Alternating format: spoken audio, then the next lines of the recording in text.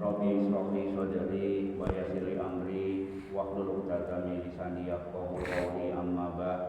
Hadirin wal hadirat jamaah salat subuh Masjid At-Taqwa ingkang dalem hormati, majelis ilmu At-Taqwa ingkang dirahmati Allah Subhanahu wa taala. Wonten kesempatan ingkang mubarakah menika kita ngaji bareng kitab Nashaihul Ibad makalah ingkang nomor 18 inggih menika 10 golongan tiyang ingkang boten saged mlebet surganipun Allah Subhanahu wa taala. Kalau wingi kita membahas 6 golongan manusia yang akan masuk surga dan 4 golongan manusia yang akan masuk surga tanpa dihisab. Dan apabila manusia mampu melaksanakan 6 perkara, maka orang tersebut akan dijamin masuk surga. Maka menika kebalikanipun 10 golongan manusia yang ingkang boten saged mlebet surga, meskipun tiang mlebet surga kala wau boten tergantung amal ibadahipun. Tiang mlebet surga kala wau keranten rahmate Allah Subhanahu wa taala. Hadirin wa hadirat jamaah salat subuh Masjid At-Taqwa ingkang dalam hormati, Rasulullah sallallahu alaihi wasallam bersabda, ada 10 golongan dari umatku yang tidak akan masuk surga kecuali untuk yang bertaubatan secara nasuha. Sinten kemawon sedoso golongan manusia ingkang badhe mlebet neraka dan tidak bisa masuk surga. Nomor sepindah inggih menika al-qola. Napa maksudipun al-qola? Al-qola kalau beliau Rasulullah menjawab, orang yang suka mondar-mandir kepada penguasa untuk membagikan laporan batil dan palsu, ataupun membawa informasi atau berita yang palsu pada penguasa. Nomor kalih ingkang diwastani al-jayuf, yaitu orang yang tidak akan masuk surga, yaitu golongan al-jayuf. Sinten golongan al-jayuf? Kalau Rasulullah menjawab, orang yang suka menggali kuburan untuk mencuri kain kafan dan sebagainya. Lajeng nomor 3 yang ingkang boten saged mlebet surga, Rasulullah dawuh inggih menika golonganipun al-qatat. Sinten golongan tiyang al-qatat? Rasulullah menjawab, yaitu orang yang suka mengadu domba. Nah niki mengadu domba niku ibaratnya seperti membakar kayu yang kering, termasuk amal ibadah kita niku habis amal ibadahnya apabila kita masih suka adu domba. Nomor sekawan yang ingkang boten badhe mlebet swarganipun Allah inggih menika golongan ajaibub. Rasulullah menjawab, siapa golongan ajaibub kala wau? Inggih menika germo. Bahasa Jawa niku germo napa nggih? Germo bukan gegere limo. Germo niku ingkang napa Pak Saleh niku? Ingkang mucikari. Mucikari. Bahasa Inggrisnya benggek niku napa nggih?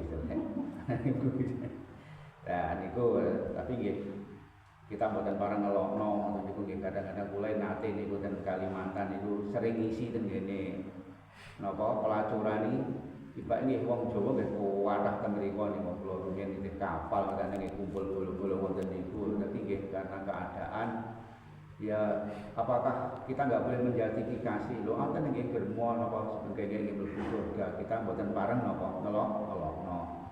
Ya mudah-mudahan kita kalau ketemu seperti itu ya mudah-mudahan diberi hidayah, syukur-syukur kita mau membantunya itu. Tapi kalau tidak sadar-sadar disengaja dijadikan suatu lapangan pekerjaan dan itu jembotan pareng. Tapi kalau kepepet apa kemudian dia ada itikat baik suatu ketika akan bertaubat, ya kita sering-sering kita mendoakan sejahat apapun orang menipu, karena orang ahli ibadah iso juga ahli pendosa. Wong sing ahli pendosa suatu ketika yo iso jadi ahli taubat. Nomor gangsal siapa orang yang tidak akan masuk surga inggih menika adayus. Sinten ingkang dimaksud adayus? Rasulullah menjawab inggih menika laki-laki yang tidak punya rasa cemburu terhadap istrinya, anak perempuannya. Terus menapa malih kok wonten kasus kok istrine didol, anake didol, lah niku wis tengere niku orang itu tidak akan bisa masuk surga dipun Allah Subhanahu wa taala. Enggak ada rasa cemburu, istrine dipek wong ya bapak, anake berbuat ya enggak ada rasa ngesakno, enggak rasa cemburu. Nah, ini yang dimaksud orang yang akan masuk nerakanya Allah, tidak akan bisa masuk surga. Nomor 6 orang yang tidak masuk surganya Allah wonten kitab Nasoihul Ibad inggih menika golongan sahibul artobah. Napa maksudipun golongan 6? Kalau wau sahibul artobah inggih menika penabuh gendang besar. Napa maksudnya penabuh gendang besar itu?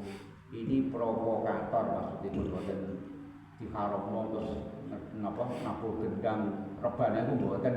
Maksudipun setelah kula pelajari, kula teliti, ternyata niku maksudipun nabuh gendang besar. Maksudipun jangan sampai jadi kita itu menjadi provokator atau menumbuhkan pertengkaran, permusuhan yang sifatnya besar.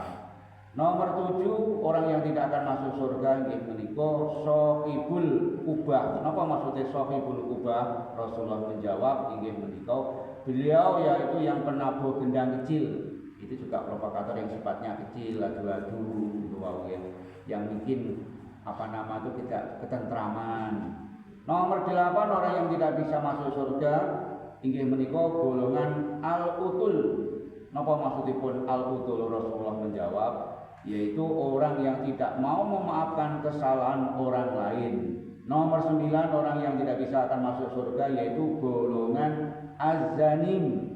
Sinten ingkang dimaksud golongan az-zanim? Rasulullah menjawab yaitu orang yang dilahirkan dari hasil perzinaan. Tapi kita juga sebagian ulama niki nyuwun sewu berbeda pendapat. Hasil perzinaan itu ada yang sebagian itu tidak bisa masuk surga, tapi sebagian ulama juga itu bisa masuk surga. Ini masih menjadi khilafiyah. Yang penting itu wilayahnya Allah Subhanahu wa taala. Jadi jangan sampai kita menjustifikasi anak kemudian kita justifikasi itu karena akibat daripada perbuatan orang tuanya. Nomor 10 orang yang tidak akan masuk surga yaitu golongan al-aqli walidain. Siapa itu? Al-aqli walidain yaitu orang yang durhaka kepada kedua orang tuanya. Mengatakan 10 golongan orang yang tidak bisa masuk surga kecuali bertaubatan secara nasuha, dan mudah-mudahan bulan panjenengan sedaya dijauhi dari 10 golongan yang tidak bisa masuk surga dan digolongkan orang-orang yang ahli surganya Allah. Allahumma amin. Mengatakan mudah-mudahan wonten gunalaman falipun menawi kekurangan, kesalahan, tutur dalem terminaknya samudra pangasami wa assalamualaikum warahmatullahi wabarakatuh. Waalaikumsalam warahmatullahi wabarakatuh.